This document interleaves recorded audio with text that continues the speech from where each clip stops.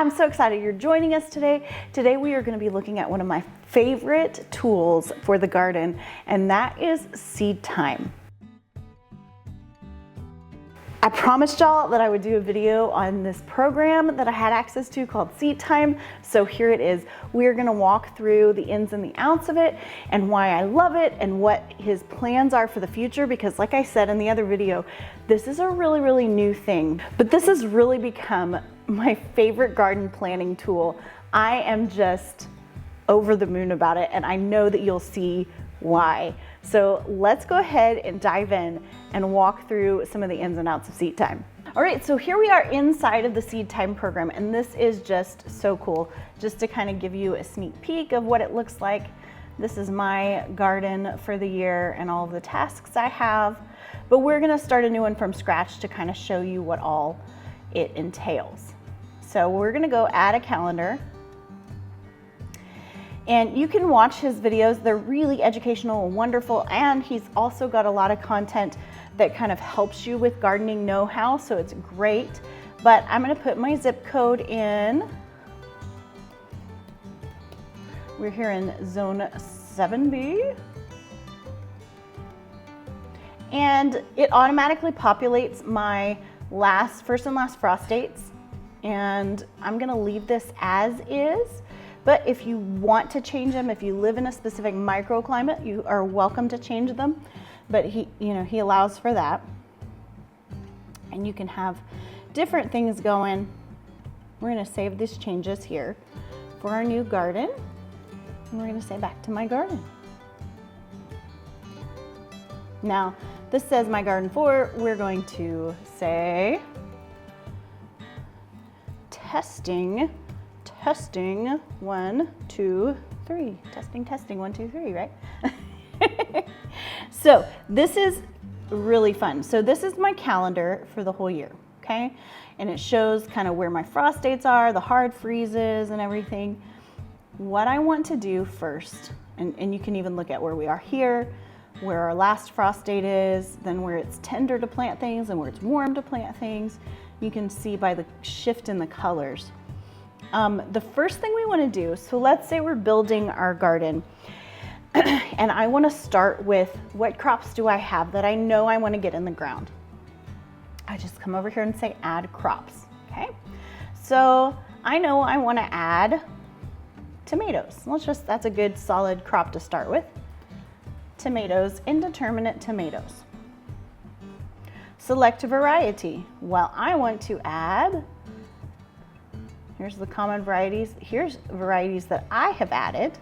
So if you don't have a variety, you can add one and add all the details to it. But let's just do a great Amish paste tomatoes. You can change the color of this, how it shows up on your calendar. I don't want to. The advanced settings, these are gonna be like if you have a specific variety and you want to change this, or you want to direct seed versus transplant, you can change this. And what it's gonna do, when I say I wanna plant tomatoes and I hit the schedule button, it's gonna automatically populate all of those tasks. Now, this is really cool.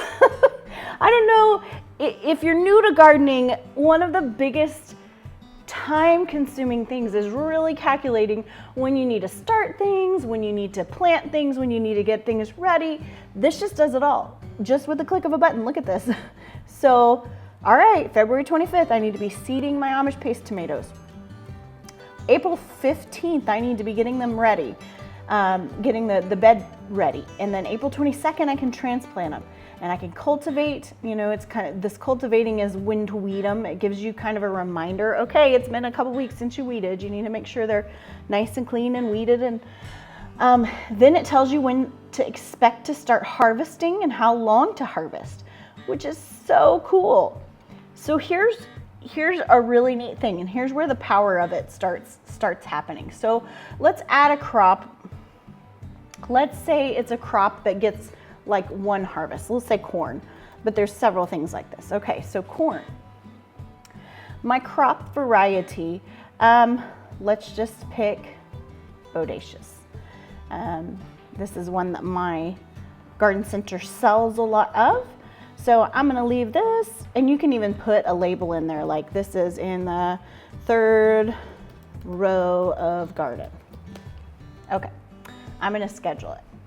Okay, it's gonna automatically talk about this. Corn is one that you direct seed, so it doesn't have seeding at first, it has direct seeding it. And so it automatically sorts those out for you, which ones are best to prepare ahead of time and plant ahead of time, which ones are best to direct seed. So here's where the really neat power comes in. So let's say I want a continual harvest of corn, because if you look right here, I'm gonna be harvesting this corn from the end of June, the beginning of July, and then the rest of the season. Look how long I have in the rest of the season. And I wanna really make sure that, that I'm getting the most out of my growing season. So this is fantastic. We're going to do what's called succession planting. And before, succession planting took quite a bit of calculating and remembering, oh yeah, I'm harvesting this right now, but I need to be planting this. And here's what we can do. I can say add succession. And in an instant, it adds right after that a new succession of corn. When to plant it, when to prepare it, and when to harvest. And you can keep adding successions, as many as you want, until the end of the season. This allows you to really make the most of your gardening season. How cool is this? And you can just keep adding them and adding them until, like, I'm gonna push right up against my last frost date and go for it, filling out my season. And how cool is this? Now that's if you want a lot of corn, but if you want to make the most of your planting season, that's the way to do it. You don't have a bed that goes empty. You don't have a bed that's just sitting and waiting, and you have a continual succession plant of whatever variety. And that is really neat. So this is the calendar view. Let me show you the task view.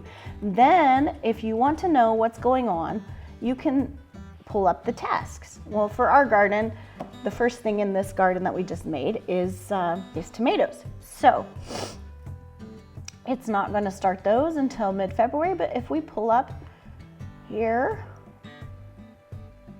all of a sudden it says, look, this week you have this task of seeding your Amish paste tomatoes.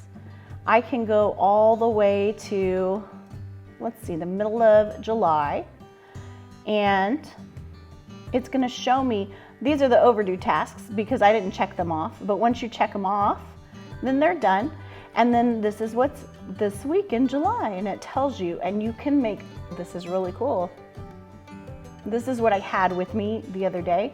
You can click print, and you can print off a list of your tasks.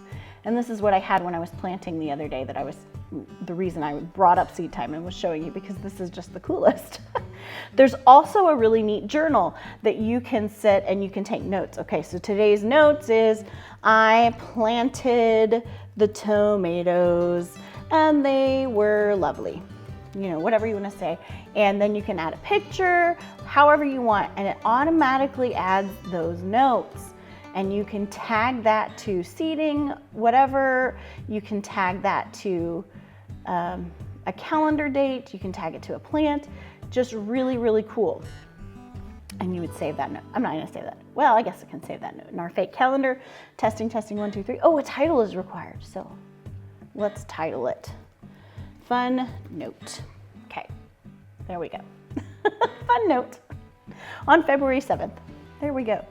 But he's got such cool things. So the classroom, he's got some really, really neat master classes and training videos, testing your soil health and maintenance, weed control, extending your garden season, all of those things.